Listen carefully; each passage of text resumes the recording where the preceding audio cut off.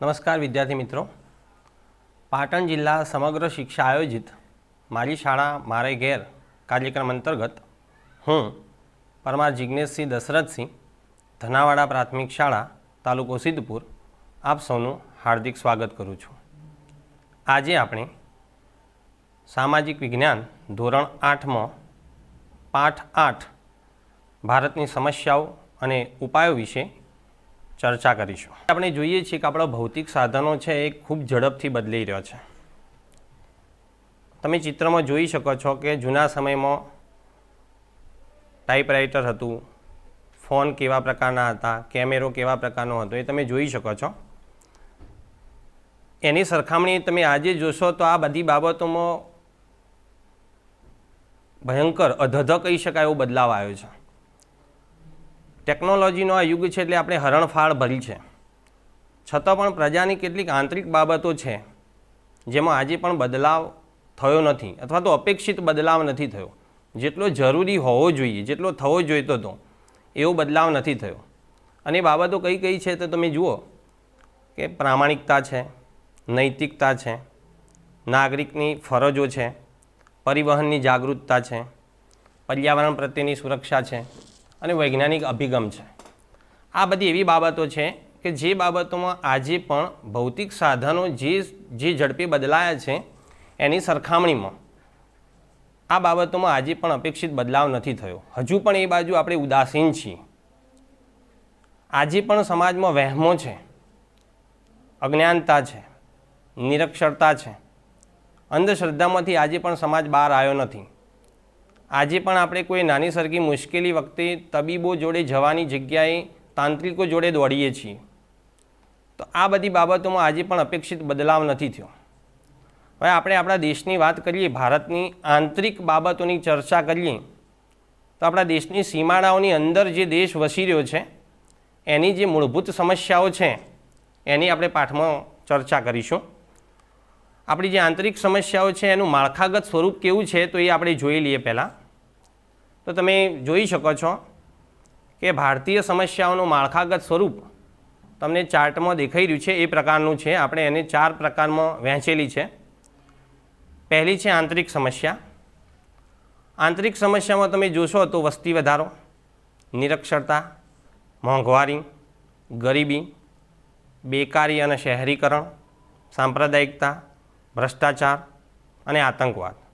આ આપણી મૂળભૂત આંતરિક સમસ્યાઓ છે. એના પછી બીજા નંબરે છે પ્રાદેશિક સમસ્યા. એમાં ભાષાવાદ અને પ્રદેશવાદ છે. સીમાવર્તી સમસ્યા, યાની કે જે સમસ્યાઓ આપણને સીમાડાઓ ઉપર નડી રહી છે એ સમસ્યાઓ, એ તમે જાણો જ છો કે આપણા પાડોશી દેશો તરફથી આપણને શું શું સમસ્યાઓ છે. અને ચોથા નંબરની છે કુદરતી સમસ્યા. આ કુદરતી સમસ્યા લગભગ દરેક દેશને નડે છે, પણ આપણે મોસમી પવનોના દેશમાં રહીએ છીએ એટલે આપણને અમુક ચોક્કસ સમસ્યાઓ જેવી કે પૂર છે, દુષ્કાળ છે, આ સમસ્યાઓ થોડી વધુ માત્રામાં અને નડતી હોય છે. ભૂકંપ છે, સુનામી છે, જ્વાળામુખીનું પ્રસ્ફોટન છે. હવે આ તમામ સમસ્યાઓ હકીકતમાં ક્યાંથી ઉદ્ભવે છે? જેમ આપણે જાણીએ છીએ કે શરીરમાં કોઈ સમસ્યા પેદા થાય તો એનું મૂળ ક્યાંકના ક્યાંક કબજિયાત હોય છે. એ જ પ્રમાણે આપણા દેશની જે મૂળભૂત આંતરિક સમસ્યાઓ છે એનું મૂળ કહી શકાય કે આ તમામ સમસ્યાઓ જ્યાંથી ઉદ્ભવી છે એની આપણે ચર્ચા કરીએ, એનું મૂળ શોધીએ તો એ મૂળ છે વસ્તી વિસ્ફોટ. અને વસ્તી વિસ્ફોટ કરતાં બી વસ્તી મહાવિસ્ફોટ આપણે કહેવું જોઈએ આપણા દેશ માટે. તો તમે જુઓ કે મોટાભાગની સમસ્યાઓ છે એનું મૂળ વસ્તી વિસ્ફોટ છે. કઈ રીતે? તો 1947થી આપણે આઝાદ થયા ત્યારથી આજે 2021નું વર્ષ ચાલી રહ્યું છે ત્યાં સુધી એવું નથી કે ભારતે પ્રગતિ નહીં કરી. ભારતે તમામ દેશોની સરખામણીમાં સારી એવી પ્રગતિ કરી છે. આપણે વિકાસના પથ ઉપર અગ્રેસર છીએ આજે પણ. છતાં પણ આપણા દેશમાં થયેલી પ્રગતિ સરખામણીમાં ઓછી દેખાઈ રહી છે. તો એનું સૌથી મોટું કારણ છે વસ્તી વિસ્ફોટ. વસ્તી વિસ્ફોટના કારણે થાય છે શું? તો વધતી હોય વસ્તી એના કારણે સાધન સુવિધાઓ વધારવી પડે. જેટલી પણ પ્રગતિ હોય એ વધુ લોકોમાં વહેંચી રહી છે અને એટલા માટે થઈને જ આપણી પ્રગતિ ઓછી દેખાઈ રહી છે. આપણે પુષ્કળ માત્રામાં અનાજ પેદા કરીએ છીએ, પણ એ વધુ લોકો સુધી વહેંચવામાં આવી રહ્યું છે, વધુ લોકો છે દેશમાં, એટલા માટે થઈ અને તમામ પ્રકારની સમસ્યાઓ પેદા થઈ રહી છે અને આપણી પ્રગતિ ઓછી દેખાઈ રહી છે. હવે વસ્તી વધારાના કારણે કેટલીક માનવ સર્જિત સમસ્યાઓ પેદા થાય છે. આ માનવ સર્જિત સમસ્યામાં સૌથી મોટી કહી શકાય એવી સમસ્યા છે પર્યાવરણીય પ્રદૂષણ. કે વધુ હોય વસ્તી તો એ પર્યાવરણને વધુ પ્રદૂષિત કરે.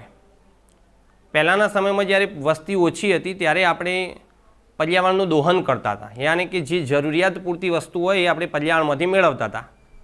પણ આજે તમે જોશો તો રીતસર પર્યાવરણનું શોષણ થઈ રહ્યું છે, યાની કે એક પ્રકારનો અત્યાચાર પર્યાવરણ ઉપર આપણા દ્વારા થઈ રહ્યો છે.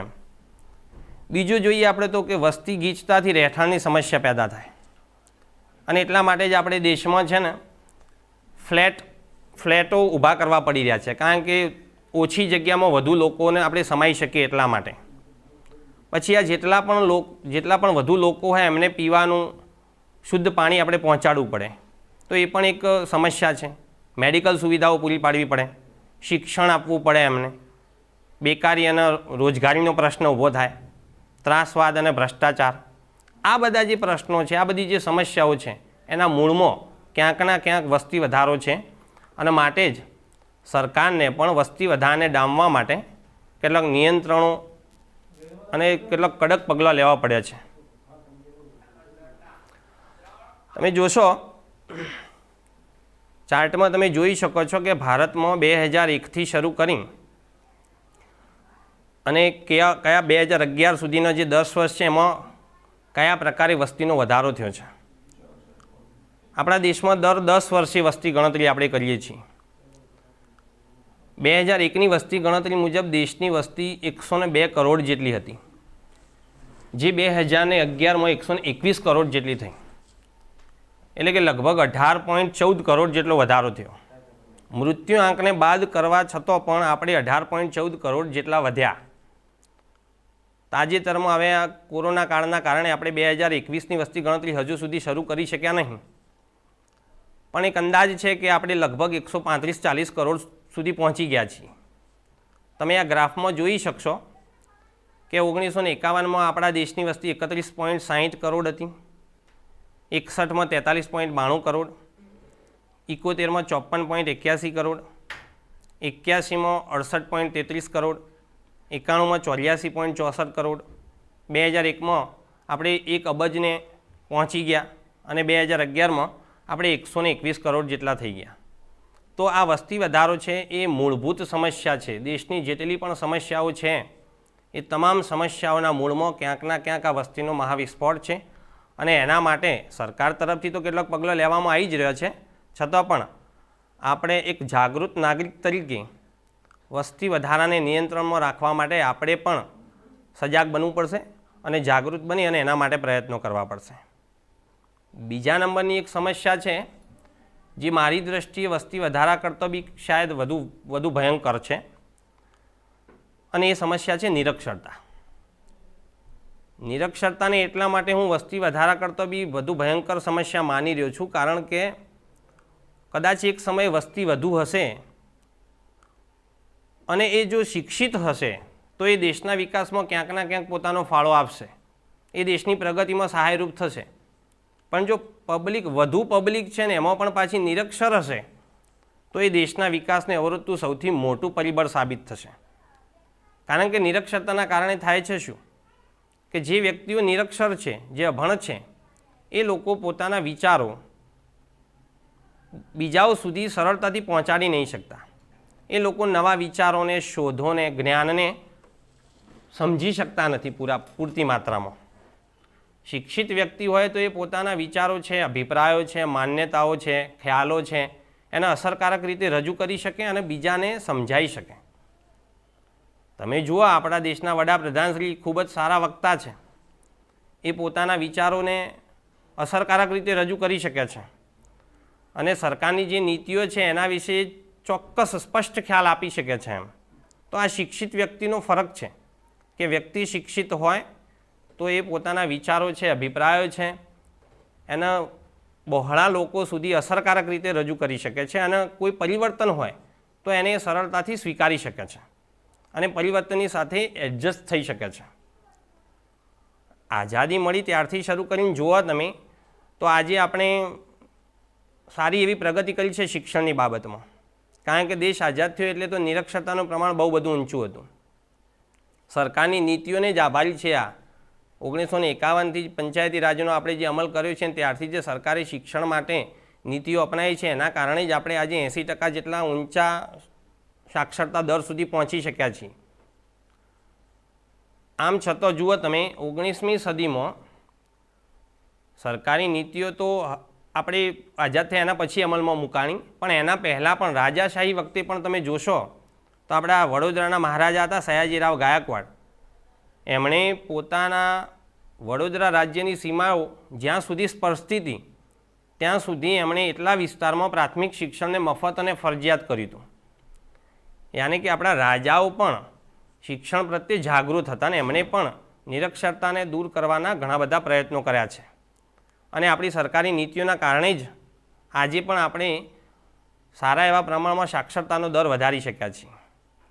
તમે જુઓ નિરક્ષરતાના કારણે શું થાય છે, નિરક્ષર વ્યક્તિઓનો લોકો સરળતાથી લાભ ઉઠાવે છે, એમનો ગેરલાભ કહી શકાય, લાભ નહીં, ગેરલાભ ઉઠાવે છે.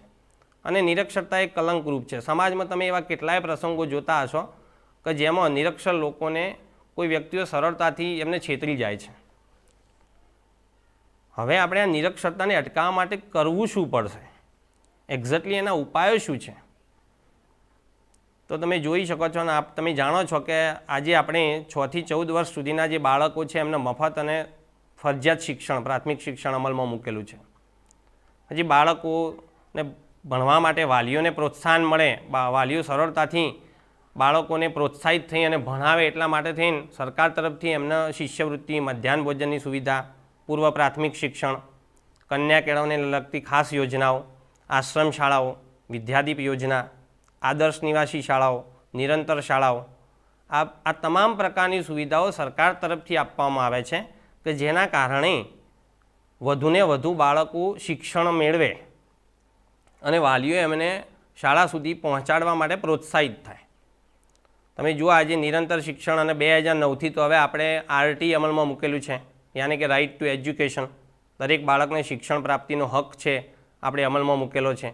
અને એના જ કારણે 2001માં જે નિરક્ષરતાનું પ્રમાણ 30.86% હતું એ નિરક્ષરતાના પ્રમાણને આપણે ઘટાડી અને 20.87% જેટલું લાવી શક્યા છીએ 2011 સુધીમાં. અને એવું નથી કે માત્ર સરકાર તરફથી જ આ માટે પ્રયત્નો થઈ રહ્યા છે. આપણી સ્થાનિક સ્વરાજ્યની સંસ્થાઓ છે, શિક્ષણ સંસ્થાઓ છે, સ્વૈચ્છિક સંસ્થાઓ છે, આ બધી જ સંસ્થાઓ પણ આ ક્ષેત્રે પોતાનો ફાળો આપી રહી છે. અને એટલા જ કારણે આજે દેશમાં સાક્ષરતાનું પ્રમાણ વધી રહ્યું છે. નિરક્ષરતા પછી તમે જુઓ તો આજે મધ્યમ વર્ગ માટે અને ગરીબ પ્રજા માટે જો સૌથી મોટી બીજી કોઈ સમસ્યા હોય તો એ છે મોંઘવારીની સમસ્યા અને ગરીબીની સમસ્યા છે. હવે મોંઘવારી એક્ઝેક્ટલી કહેશું કોને, તો આપણી જે જીવન જરૂરી વિવિધ ચીજ વસ્તુઓ છે જેનો આપણે દૈનિક રોજબરોજના જીવનમાં ઉપયોગ કરીએ છીએ એવી ચીજોનો ભાવ જે સતત વધી રહ્યો છે એ વધતા ભાવને મોંઘવારી કહેવાય. મોંઘવારીના કારણે એક્ઝેક્ટલી બને છે શું અને મોંઘવારીથી શું થાય જુઓ, સમજો કે ભાવ વધારો થાય તો ગૃહિણીઓનું બજેટ ખોરવાઈ જાય અને એના કારણે અમુક ચોક્કસ વસ્તુઓ કે જે જરૂરી છે એના વગર પણ ચલાવી લેવું પડે છે. યાની કે જીવન ધોરણ છે એ નિમ્ન બનતું જાય છે. અને મધ્યમ વર્ગનું મધ્યમ વર્ગની આનાથી સૌથી મોટી કનડગત છે. યાની કે મધ્યમ વર્ગની પ્રજા માટે આ એક શિરદર્દ સમાન છે. મોંઘવારી એક્ઝેક્ટલી વધે છે કયા કારણોસર, એના માટે જવાબદાર કયો પરિબળો છે, તો આપણે જોઈશું કે કાળા બજાર છે, સંગ્રહખોરી છે અને આપણું એક મૂળભૂત કારણ તો છે જ વસ્તી વધારો. આ મુખ્ય એવા કારણો છે કે જેના કારણે મોંઘવારી વધી રહી છે. મોંઘવારીને અટકાવવા માટે થઈને હાલાકી અમુક બાબતો છે એ વૈશ્વિક બજારોને સ્પર્શતી બાબતો છે જેના કારણે અમુક ચીજોની ભાવ વધારો આપણે નહીં રોકી શકતા, પણ છતાં પણ સરકાર તરફથી ઘણા બધા એવા પગલાં લેવામાં આવ્યા છે કે જેના કારણે મોંઘવારીને ઓછી કરી શકાય અને પ્રજાનું જે જીવન છે, જે જીવન ધોરણ છે એને થોડી ઊંચું લાવી શકાય. બીજી આપણી એક સમસ્યા છે ગરીબી, જેને ગંભીર કહી શકાય એવી સમસ્યા છે. ગરીબ કહેશું કોને આપણે? તો એક્ઝેક્ટલી માણસને જોઈએ શું? તો માણસની મૂળભૂત જરૂરિયાતો છે રોટી, કપડાં અને મકાન. યાની કે દેશના જે લોકો પોતાની પાયાની જરૂરિયાતો જેવી કે રોટી, કપડાં, મકાન છે, રોજગાર છે, શિક્ષણ છે અને આરોગ્ય છે એનાથી વંચિત રહે, એ લોકો આ બધી પાયાની જરૂરિયાતો પણ સરળતાથી ના મેળવી શકે, તો એવા લોકોને ગરીબ કહેવાય. આજે આપણે ગુજરાતની વાત કરીએ તો 14.7% જેટલા લોકો છે જે ગરીબી રેખાની નીચે જીવે છે. ગરીબી રેખાની નીચે અને ગરીબની વ્યાખ્યા શું છે અથવા તો ગરીબ કોને કહેવાય છે એના આધારે નક્કી થાય છે. તો એનો એક બીજો પણ માપદંડ છે કે લોકોની જે ખરીદ શક્તિ હોય, યાની કે તમે એક માસ દરમિયાન તમારી જેટલી આવક છે એમાંથી તમે કેટલું ખરીદી શકો છો, કેવા પ્રકારની ચીજવસ્તુઓ ખરીદી શકો છો અને જે પાયાની જે ચીજવસ્તુઓ છે એને સરળતાથી ખરીદી શકો છો કે નહીં, એના ધોરણે ગરીબીનો માપદંડ રચવામાં આવે છે. ગરીબીને દૂર કરવા માટે સરકાર તરફથી ઘણી બધી પંચવર્ષીય યોજનાઓ સંદર્ભે ઘણી બધી યોજનાઓ અમલમાં મૂકવામાં આવેલી છે. આજે આપણે ખેતીમાં આપણો દેશ જે છે એ મૂળભૂત ખેતી પ્રધાન દેશ છે, એટલે આપણે ગરીબીની સમસ્યા છે એને દૂર કરવા માટે સૌથી પ્રથમ તો ખેતી ઉપર જ સૌથી વધુ ભાર મૂકવો પડે. અને એટલા માટે તમે આજે જોશો તો આપણે ખેતીમાં ટેકનોલોજીનો અને યંત્રોનો ઉપયોગ કરીએ છીએ, યાની કે યાંત્રિક ખેતી. આજે આપણે યાંત્રિક ખેતી તરફ વળ્યા છીએ અને જેના કારણે લોકોની આવકમાં સતત સુધારો થઈ રહ્યો છે અને એના કારણે જ આજે ગરીબીનું પ્રમાણ આપણે કેટલાક અંશે ઘટાડી શક્યા છીએ. હવે ગરીબીની રેખા નીચે જીવતા લોકો એટલે કેવા લોકો અને એમને શું કહેશું આપણે? તો જુઓ તમે, એનો એક માપદંડ છે અને એ લોકોને બીપીએલની કેટેગરીમાં મૂકવામાં આવે છે. બીપીએલનો મતલબ છે બિલો પોવર્ટી લાઇન, યાની કે જે લોકો સરળતાથી પોતાની જીવન જરૂરી ચીજવસ્તુઓ મેળવી નથી શકતા, જેમને પૂરતો પોષણયુક્ત આહાર મળતો નથી, જેમને ના છૂટકે મને કે મને ગંદા રહેઠાણોમાં વસવાટ કરવો પડતો હોય, જેમને યોગ્ય માત્રામાં તબીબી સારવાર પૂરતી ના મળતી હોય, જ્યાં મોટાભાગના લોકો અભણ હોય, બાળકોને પણ મજૂરીએ મોકલવાતા હોય, એવા લોકોને ગરીબી નીચે જીવતા લોકો કહી શકાય, યાની કે બીપીએલ કહી શકાય. આપણે જોઈએ છીએ કે આપણને જે રાશન કાર્ડ મળે છે એમાં એપીએલ અને બીપીએલ આવા બે સિક્કા મારેલા હોય છે. મતલબ કે જે લોકોને ગરીબી રેખાની નીચે જીવે છે જે લોકો, એમના રેશન કાર્ડમાં બીપીએલનો સિક્કો મારેલો હોય છે અને બાકીના કે જે લોકો સરળતાથી આ બધી સુવિધાઓ મેળવી શકે છે એમને અબવ પોવર્ટી લાઇન યાની કે એપીએલની કેટેગરીમાં મૂકવામાં આવે છે. હવે આપણે જોશું કે આ ગરીબી માટે કે મોંઘવારી માટે અમુક આંતરિક સમસ્યાઓ જવાબદાર છે અને એ છે ભ્રષ્ટાચાર અને બેકારી. સમાજના વિકાસમાં સૌથી અવરોધરૂપ સમસ્યા છે ભ્રષ્ટાચાર અને બેકારી. ભ્રષ્ટાચાર માટે તો ક્યારેક આપણે જ જવાબદાર હોઈએ છીએ, યાની કે નાગરિકો છે ને પોતે જ ભ્રષ્ટાચારને ઘણી બધી વખત પ્રોત્સાહન આપતા હોય છે.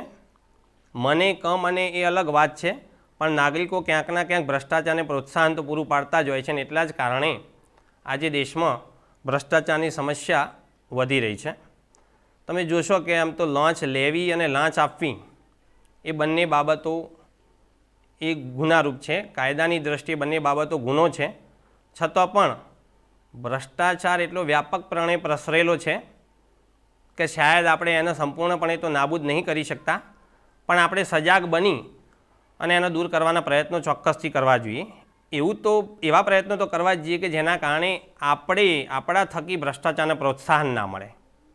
હવે ભ્રષ્ટાચાર કહેવાય કોને, એની સમજ શું છે? તો સામાન્ય રીતે ભ્રષ્ટાચાર એને કહેવાય કે જે વસ્તુ આપણા હકની છે, આપણા અધિકારની છે અને છતાં પણ એ વસ્તુને મેળવવા માટે કે એને વાપરવા માટે આપણે કશુંક ચૂકવવું પડી રહ્યું છે. આપણે એ વસ્તુ મેળવવાના હકદાર છીએ આપણું ક્વોલિફિકેશન એટલું છે કે આપણને મળવું જોઈએ, અને છતાં પણ એ મેળવવા માટે થઈને અથવા તો એ ચીજનો ઉપયોગ કરવા માટે થઈને આપણે ક્યાંકના ક્યાંક કશુંક ચૂકવવું પડી રહ્યું છે, એને ભ્રષ્ટાચાર કહેવાય. ભ્રષ્ટાચાર અલગ અલગ સ્વરૂપે આચરવામાં આવે છે.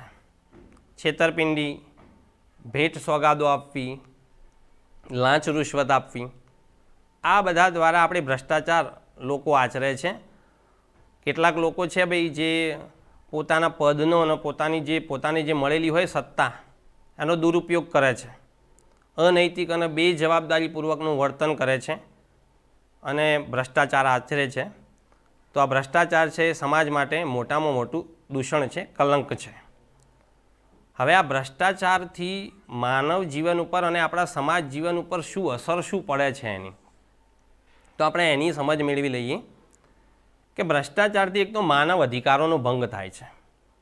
યાની કે આપણા જે અધિકારો છે, તમે શિક્ષણ મેળવ્યું, તમે કોઈ ચીજ મેળવવાને લાયક બન્યા, અને છતાં પણ એ ચીજ મેળવવા માટે તમારે કંઈક ના કંઈક ચૂકવવું પડતું હોય, તો એ આપણા અધિકારોનો ભંગ છે. સૌથી મોટી બીજી સમસ્યા એ થાય છે કે રાષ્ટ્રનો વિકાસ અવરોધાય છે, નૈતિક મૂલ્યોનો હાસ થાય છે, મોંઘવારી વધે છે, માણસનો કાયદા કાનૂન પ્રત્યેનો જે વિશ્વાસ છે એ ઘટે છે, અને સગાવાદ છે એ પોષાય છે, અને સૌથી મહત્ત્વપૂર્ણ કહી શકાય તો માનવીનો વિશ્વાસ અને શ્રદ્ધા ઘટે છે. જે સિસ્ટમ છે એના ઉપરથી આપણો વિશ્વાસ ડગે છે. આપણી જે શ્રદ્ધા છે સિસ્ટમ ઉપર, એ શ્રદ્ધાને, વિશ્વાસને ક્યાંકના ક્યાંક ભ્રષ્ટાચારના કારણે ધક્કો વાગે છે. તો વ્યક્તિગત મૂલ્યો ઉપર અને દેશના પ્રગતિમાં આ ભ્રષ્ટાચાર બહુ ખરાબ અસરો પાડે છે. સરકાર તરફથી ભ્રષ્ટાચારને ડામવા માટે 1988થી કાયદાની જોગવાઈ કરેલી છે, પણ ભ્રષ્ટાચાર તો ત્યારે જ નાબૂદ થઈ શકે છે જ્યારે આપણે, યાની કે નાગરિકો પોતે સજાગ બની અને એને રોકવાનો પ્રયત્ન કરશે. કારણ કે ભ્રષ્ટાચારને કોઈ પણ કાયદા દ્વારા શાયદ રોકી શકાય એમ નથી. એને રોકવા માટે નાગરિકોએ પોતે જ સજાગ બનવું પડશે. સરકાર તરફથી તો લાંચ રૂશ્વત વિરોધી બ્યુરોની પણ રચના કરેલી છે કે જે ભ્રષ્ટાચારની તપાસ કરે છે, અને એ તો છેક 1964થી રચના કરેલી છે. છતાં પણ આજે પણ ભ્રષ્ટાચાર તો તમે જોઈ જ શકો છો, તમને પોતાને બે કદાચ એનો અનુભવ હશે જ. તો ભ્રષ્ટાચારને દૂર કરવા માટે નાગરિકોએ પોતે જ સજાગ બનવું પડશે, અને તો જે દૂર થશે. ભ્રષ્ટાચાર પછીની એક સમસ્યા છે બેકારી, યાની કે બેરોજગારી. બેકારી વધવા પાછળનું મોટું કારણ તો આપણા ભારત જેવા દેશમાં તો મોટું કારણ શાયદ ટેકનોલોજીને જ ગણી શકાય. તમને ખ્યાલ હોય તો ગાંધીજી તો વધુ પડતી ટેકનોલોજીના ઉપયોગને પણ આપણા દેશ માટે તો યોગ્ય નહોતા ગણતા, કારણ કે આપણા માટે આપણી સૌથી મોટી મૂડી આપણું માનવ ધન છે, માનવ સંપત્તિ છે. અને ટેકનોલોજીના કારણે શું થાય છે સમજો, કે ટેકનોલોજીના કારણે છે સારી ગુણવત્તાવાળું કામ થાય છે, પાછું કામ ઝડપી થાય છે, અને એટલા કારણે માનવ શ્રમનું મહત્ત્વ ઘટતું જાય છે. હવે આપણા દેશની સૌથી મોટી સંપત્તિ જ માનવો છે, અને એમના શ્રમનું મહત્ત્વ જો ઘટે જાય તો સ્વાભાવિક છે કે બેકારી અને બેરોજગારીમાં વધારો થશે જ. જેમ કે કોમ્પ્યુટરાઇઝ પ્રણાલી આવી ગઈ તો એનાથી કામ ઝડપી બન્યું. તમે જ વિચાર કરો કે તમારા ગામમાં જ કોઈ પાઇપલાઇન ખોદાવવાની હોય તો એના માટે જો તમે માણસો દ્વારા જો એ કામ કરાવશો તો એ કામ કદાચ 2, 3, 4 દિવસે પૂરું થશે. પણ એ જ કામ જો તમે યંત્રો દ્વારા કરાવશો તો કદાચ 3-4 કલાકમાં પૂરું થઈ જશે, અને થોડું વ્યવસ્થિત પણ થશે, સારું એવું પણ થશે એમ, કારણ કે ગુણવત્તા પણ કદાચ એની સારી હશે એમ. તો આના કારણે જ ખેતીમાં પણ આપણે જોઈએ છીએ કે આપણે થ્રેશરનો કે એનો ઉપયોગ કરતા થયા છીએ, યાની કે યંત્રોનો ઉપયોગ કરતા થયા છીએ, ટ્રેક્ટરનો કે થ્રેશરનો એનો ઉપયોગ કરીએ છીએ. અને આના કારણે જે ખેત મજૂરો હતા એમના માટે રોજીરોટીનો પ્રશ્ન વિકટ બન્યો. તો આપણા માટે તો સૌથી મોટી સમસ્યા છે એ ટેકનોલોજી છે કે જેના કારણે બેકારી વધી રહી છે અને ગામડો તૂટી રહ્યો છે. શિક્ષણનો વ્યાપ વધ્યો છે, આજે ચોક્કસ છે. આપણે નિરક્ષરતાને ઘટાડી શક્યા છીએ, શિક્ષણનું પ્રમાણ ઊંચું લાવી શક્યા છીએ, ક્વોલિફિકેશન ધરાવતા માનવ ધન આપણે પેદા કરી શક્યા છીએ, પણ સામે આપણે એ માનવ ધનને પૂરતી નોકરી અને રોજગારીની તકો નહીં પૂરી પાડી શકી રહ્યા. અને એના માટે એવું નથી કે માત્ર સરકારની નીતિઓ જવાબદાર છે, એના માટે વસ્તી વધારો મૂળભૂત કારણ છે જ, આપણે અગાઉ કહી ચૂક્યા છીએ. પણ છતાં પણ નોકરી અને રોજગારીની પૂરતી તકો ના સર્જવાના કારણે શું થઈ રહ્યું છે? બેરોજગારીની સમસ્યા પેદા થઈ રહી છે. તમે જુઓ કે ગામડો તૂટી રહ્યો છે, લોકો રોજગારી મેળવવા માટે શહેરો તરફ પ્રયાણ કરી રહ્યા છે. એના કારણે શહેરોમાં શું થઈ રહ્યું છે? વસ્તી ગીચતા વધી રહી છે, જેના કારણે પાણીનો, રહેઠાણનો, વાહન વ્યવહારનો, સ્વચ્છતાનો, આરોગ્ય સંદર્ભના અને સૌથી મહત્ત્વનું શિક્ષણ વિષયક પ્રશ્નો પેદા થઈ રહ્યા છે. અને એના કારણે જ ગંદા વસવાટો ઊભા થઈ રહ્યા છે, ઝૂંપડપટ્ટીઓ ઊભી થઈ રહી છે. અને ઝૂંપડપટ્ટીઓ અને ગંદા વસવાટો ઊભા થવાના કારણે શું થઈ રહ્યું છે? એમાં અસામાજિક પ્રવૃત્તિઓનું પ્રમાણ વધી રહ્યું છે, બાળમજૂરીનું પ્રમાણ વધી રહ્યું છે, લોકો નશાકારક ચીજોનું સેવન કરતા થઈ ગયા છે, માનસિક તાણ અનુભવે છે. તો આ બેકારી અને બેરોજગારીના કારણે આ પ્રશ્નો ઊભા થાય છે. હવે એક્ઝેક્ટલી આ આપણી વાત તો કે અન્યાય કરી રહ્યા છીએ કે બેકારીના કારણે કે બેરોજગારીના કારણે આવું થઈ રહ્યું છે, તેવું થઈ રહ્યું છે, પણ બેકાર કહેવાય કોને? બેરોજગાર વ્યક્તિ કહેશો કોને તમે? તો 18 વર્ષથી ઉપરના જે લોકો છે કે જેમને રોજગાર મળતો નથી, જે લોકો ક્વોલિફિકેશન ધરાવે છે પણ એમને સરકારી ધારાધોરણ મુજબ વર્ષના 200 દિવસ દરરોજનું 8 કલાક 6 થી 8 કલાક કામ મળવું જોઈએ એમના ક્વોલિફિકેશન પ્રમાણે, પણ એ પ્રાપ્ત ના થઈ શકતું હોય તો એવા લોકો બેકારની વ્યાખ્યામાં આવી શકે છે. હવે આને અટકાવવા માટે શું કરશું આપણે? તો કેટલીક સેવાભાવી સંસ્થાઓ છે અને સરકાર દ્વારા પણ ઘણી બધી યોજનાઓ અમલમાં મૂકવામાં આવી છે. પ્રાથમિક જરૂરિયાતોને ધ્યાનમાં લઈ સરકાર તરફથી કેટલાક પ્રયત્નો થઈ રહ્યા છે અને એના દ્વારા ઝૂંપડપટ્ટીના કાયાપલટ કરવાના પ્રયાસો થાય છે. મુખ્ય વસ્તુ એ છે કે સરકારે ખાસ આવાસ યોજનાઓ અમલમાં મૂકી છે, મફત શિક્ષણ પૂરું પાડવામાં આવી રહ્યું છે, પીવાનું શુદ્ધ પાણી આપવામાં આવી રહ્યું છે, સ્વચ્છતા સંદર્ભે સજાગ કરવા માટે કેટલીક યોજનાઓ અમલમાં મૂકવામાં આવી છે. મેડિકલ સેવા 108 જેવી મેડિકલ સેવાઓ કે પછી ખિલખિલાટ જેવી મેડિકલ સેવાઓ, મોબાઈલ વાન સેવાઓ ચાલુ કરવામાં આવી છે. ગૃહ ઉદ્યોગ અને હસ્તકલાને પ્રોત્સાહન આપવા માટે સસ્તા દરે લોન આપવામાં આવે છે. તમે ખેડૂતોને પણ જુઓ, આજે સસ્તા દરે લોન આપવામાં આવે છે, સહાય આપવામાં આવે છે કે જેના કારણે લોકો સરળતાથી ખેતી અને પશુપાલન કરી શકે. અને એના જ કારણે તમે આજે દેશમાં જોઈ શકો છો કે હરિયાળી ક્રાંતિ અને શ્વેત ક્રાંતિ જોવા મળી રહી છે. પશુપાલન અને ખેતીના કારણે જ અને સરકાર તરફથી ઓછા વ્યાજના દરે લોન આપવાના કારણે જ આજે બેકારોની સમસ્યામાં કેટલાક અંશે ઘટાડો આવ્યો છે. પણ વસ્તી વધારાના કારણે જ આ સમસ્યા દિન પ્રતિદિન થોડા ઘણા અંશે વકરતી પણ જાય છે અને એના માટે સરકાર પ્રયત્નશીલ પણ છે. અને આપણે પણ ગૃહ ઉદ્યોગોને એને પ્રોત્સાહન પૂરું પાડી અને બેકારીની સમસ્યા ઘટે એવા પ્રયત્નો કરવા જોઈએ. હવે સૌથી છેલ્લી અને વૈશ્વિક જેને કહી શકાય એવી એક સમસ્યા છે ને, એ છે આતંકવાદ. આતંકવાદ છે એ શાંતિ, અમન અને ભાઈચારો, દેશની આબાદીને છિન્ન ભિન્ન કરવાવાળી હલકી મનોવૃત્તિ ધરાવતા લોકોનું એક હિંસક કૃત્ય છે કે જે પૂરા વિશ્વ આજે આતંકવાદથી પીડિત છે. તો જો આતંકવાદ મોટાભાગે શું કરે છે? હિંસા ફેલાવવાનું અને ધૃણા ફેલાવવાનું કામ કરે, લોકોમાં ડર પેદા કરવાનું કામ કરે, ભય પેદા કરવાનું કામ કરે. આતંકવાદનો ઉદ્દેશ ક્યારે પવિત્ર કે શ્રેષ્ઠ હોતો નથી. આતંકવાદ કહેવાય કોને? તો કેટલાક મુઠ્ઠીભર માણસો છે એ સંગઠિત થઈ અને આયોજનબદ્ધ રીતે કોઈ હિંસક કૃત્ય આચરે છે કે જેને આપણે જંગલી કૃત્ય કહી શકીએ છીએ. તમે ભૂતકાળમાં જોઈ શક્યા છો કે આપણા સંસદ ઉપર હુમલો થયો, હોટલ તાજ ઉપર હુમલો થયો, 1992માં બોમ્બે બોમ્બ બ્લાસ્ટ થયા, અક્ષરધામ ઉપર હુમલો થયો. આ બધી આતંકવાદી પ્રવૃત્તિઓ છે. આતંકવાદને કોઈ સગાવાદ કે કોઈ ધર્મ કે કોઈ ભાષા સાથે કોઈ પણ પ્રકારનો સંબંધ નથી. આપણે જો કોઈ એને ધર્મ સાથે કે કોઈ ભાષા કે કોઈ દેશ સાથે પણ જોડતા હોય તો એ યોગ્ય નથી એમ. કારણ કે આતંકવાદીઓનો કોઈ ધર્મ નથી, એમની કોઈ ભાષા નથી, એમનો કોઈ સગાવાદ નથી. એમની વૃત્તિ માત્ર વેરભાવ લેવાની હોય છે. અને એટલા માટે થઈને જ આપણે, સરકાર ઘણા બધા પ્રયત્નો કરે છે, પણ આપણે પણ નાગરિકોએ પણ હિંમત અને દક્ષતા સાથે મક્કમ બની અને આતંકવાદનો સામનો કરવા માટે આપણે મક્કમ બનવું પડશે. આપણો જે સુરક્ષા દળો છે એને આપણે હંમેશા સહકાર આપવાની વૃત્તિ રાખવી પડશે.